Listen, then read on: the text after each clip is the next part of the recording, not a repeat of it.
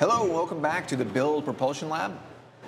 I'm here today with Karim Nakad, and we're going to talk about should people return to the office, or specifically about remote work. And I have very biased opinions on this. I've been remote for the vast majority of my career. So when I go into the office, it's very distracting. But that's a very specific case. So Karim, you have, well, first, why don't you introduce yourself, and then tell us your thoughts on returning to the office. Yeah, absolutely. So I'm an engineer at Meta. I work on productivity in general at the developer infrastructure org. And yes, I have a lot of thoughts. So what I'm going to say is the question is often asked as, should you enforce working from the office versus should you enable remote work permanently? Yes, so what do you think? Should the whole team go back to the office full time all the time? I think the question inherently is a bit problematic because it implies that it creates almost a confrontational discussion, because you have the folks that are very, very interested in working from home. You have the folks that believe that working from the office is really the most productive way to be. And if you phrase it that way, then you're already starting the conversation off in a bad way. And so what I'd probably recommend is considering the nuance of the work. I can see that. It's always bad to binary choices, always polarizing, right? Yeah, by its very nature. So what do you think works best for you personally? I found that when I need to focus, I will pick an environment that enables me to focus. So for me specifically, I have I have a dedicated space in my home which is quiet, and there's no distraction, and I can do whatever I'd like there. It's great. Some of the other times when I need to meet with folks, I prefer to be in the office. So I personally do 3 days a week. That makes sense. Like I said, I also have a dedicated space. I've been working from home. It's very comfortable. I feel like it's very easy to get in the zone. There's very few distractions other than maybe my dog. He needs to go out every once in a while, so those you can't plan, right? But I also know folks that don't have dedicated spaces, and COVID was incredibly hard for them because they were sitting at their kitchen table or whatever it was, and going to the office also provided that break in their day between kind of work and life. Mm-hmm. So I can definitely see individuals preferring one or the other. So what does your team do now? So my team we follow the Meta rules, which essentially are 3 days working in the office, and the remainder is whatever you'd like to do. Great. So does your whole team kind of come in and meet in the same space?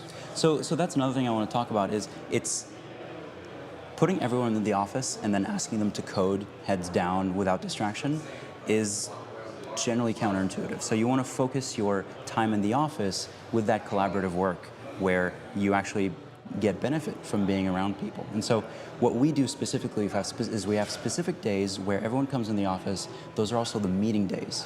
So my recommendation explicitly will probably be one day, mandatory is not the right word, but freedom of remote work on that one day. That one day should also be no meetings. That one day should also be no IMs, if you can. That's optimal. That allows you to focus, get in the flow, stay in the flow, no distractions.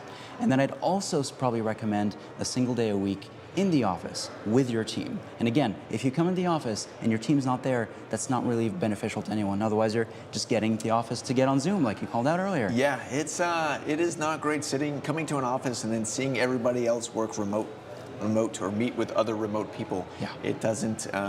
They could have done that from home, and yeah, it would be less distracting, less noise in these offices, especially in big open area offices. Yeah. So I really liked the no IM angle. So I used to work with somebody who I think was the most productive person I've ever worked with, and he would say he was going dark. He would tell his whole team whatever 2 days ahead of time, and he'd basically take 2-3 days, and they would be intense focus days for him, I assume, because at the end of those days, there would be a ton of output. We were recording video and creating a lot of examples, but he was able to focus, no distractions, no IM, no nothing.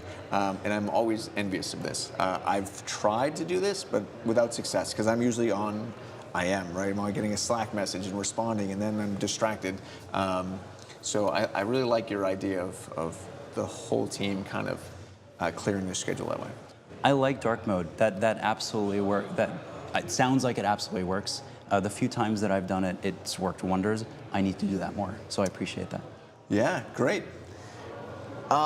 So you mentioned earlier too that you're a big fan of kind of The layout. how the layout, so the team layout in an office with the team there. So do you want to Yeah, absolutely. So Brian Hauk is the expert on this. He's done a ton of research. I recommend reading his stuff and chatting with him. But what I will say is, if I recall correctly, in paraphrasing, his work determined that folks that have dedicated team spaces are able to focus a lot more, because even when you do hear, or more productive rather, because even when you do hear that noise is actually relevant to your team, because the entire space is actually dedicated to that specific team. And that's different from the open floor layout, where you're going to hear chatter from teams that have nothing to do with you, from things that are just going to be distracting and not actually beneficial to you, not actually knowledge infusing for you. I could see that. I was talking to someone yesterday, and one of the things they miss about their team being co-located was the ability to kind of the light distraction, let's just say. So it's really easy for me to tap on your shoulder and talk about something we're both working on together. That does kind of disrupt you, but it's also, as far as your team goes, it's less disruptive for the team because, again, you're still kind of talking about the relevant bits you're talking about, you're working on, rather than, let's say, you send me a Slack message, and then I have to like stop what I'm doing. I see the little blinking icon. I have to read it. Then I have to think about it. Then I have to type. It's a very, it's a different kind of disruption. And again, I think Brian was talking about this yesterday. So being co-located with your team for a few days lessens all of those things. Yep, agreed. Great. Well, Karim, I want to thank you for showing up. And I don't know if I mentioned this on the stream here. We've had all kinds of technical difficulties, and we've recorded this multiple times today. Up to 5, I think. Up at this to point. 5, yes. So we appreciate you watching, and we'll see you next time on the Build